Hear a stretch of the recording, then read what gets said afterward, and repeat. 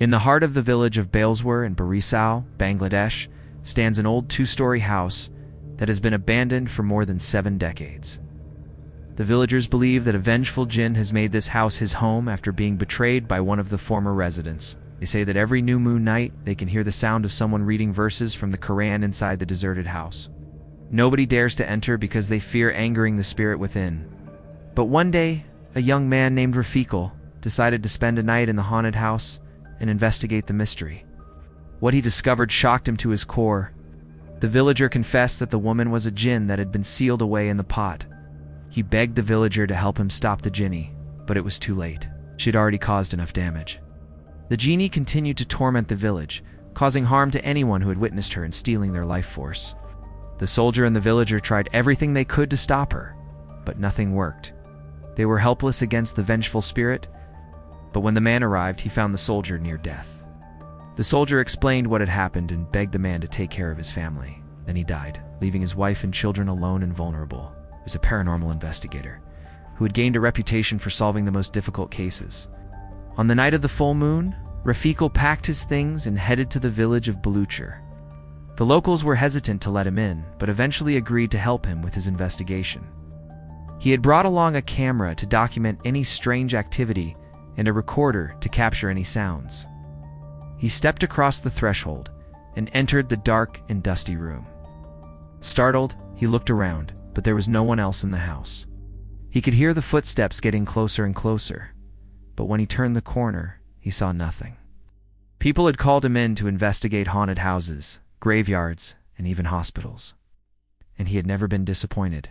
Inside was a dark and narrow staircase that led to the second floor. When he reached the top of the stairs, he saw another door that had been left open. He walked through and found himself in a small, dark room.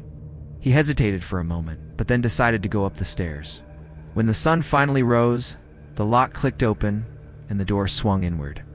Panic surged through him, and he pressed against the door, trying to push it open, but it wouldn't budge. He could hear the sound of the lock clicking into place, and he realized he was trapped. They told him about the mysterious woman made of darkness, the strange noises in the night, and the tragic deaths that had occurred. As the night wore on, he heard more strange noises and felt more cold spots, but nothing that could be explained. He had meant to keep her trapped forever, but the soldier's disrespect had allowed her to escape. As he looked back, he saw his own reflection in the dusty window. But when he turned around, he realized that it wasn't his own face staring back at him. Terrified, Rafiqul raced to the door and pounded on it with his fists, but it was no use. The door was locked, and the voice had warned him. He helped the widow and her children as best he could, but he couldn't save them from the genie's wrath. Nobody dared to set foot in the soldier's house for fear of angering the genie, and so the house stood abandoned for more than 70 years. But when he turned back, he saw nothing but dust motes dancing in the moonlight. He quickly moved away from the spot and continued exploring the house. Nobody ever went inside and nobody ever came out. People just watched in horror as the jungle slowly consumed the building, turning it into a symbol of fear and despair. The symbols looked ancient, and Rafiqul couldn't make out what they said, but he could have sworn that they were glowing faintly in the darkness. Soon they too began to fall victim to strange accidents and illnesses. With the help of some local holy men, he performed a ritual to banish the creature. But as he was about to trap her, she cursed him, saying that he would regret his decision. She was banished, but not before promising revenge. Now she was free to wreak havoc on the village. His family and friends started to die mysteriously, and his own health began to deteriorate. He knew that the genie had kept her promise, and he was now paying the price. Let's find out in today's episode of Cursed Places. Our story begins in the 1940s when British soldiers were stationed in what was then known as East Pakistan, now Bangladesh. One of these soldiers was stationed in the village of Baluchar, where he shared a house with a few other men. He told his friend that he had found it buried under the rubble of an old temple, but didn't seem too excited about it. The soldier, however, was intrigued and asked if he could take a look. When the two men were alone, the soldier opened the pot and a thick black smoke immediately began pouring out. Startled, he slammed the pot back down and ordered his friend to put it away. It wasn't long before he befriended one of the local villagers who had a peculiar hobby. He heard strange noises in the dead of night and felt a cold presence by his side. Then one night, he woke up in his bed to find a mysterious woman standing over him. She seemed to be made of darkness itself, and her eyes glowed with an eerie green light. Terrified, he screamed for his friend, but the woman vanished before he could get up. He collected ancient artifacts from all over the countryside and sold them to collectors. The soldier liked to poke fun at his friend's obsession, but secretly, he was also interested in learning more about the history of the region. One day, the villager returned from one of his excursions with a small clay pot that had strange symbols etched into it. In the days that followed, the soldier couldn't shake the feeling that something was watching him.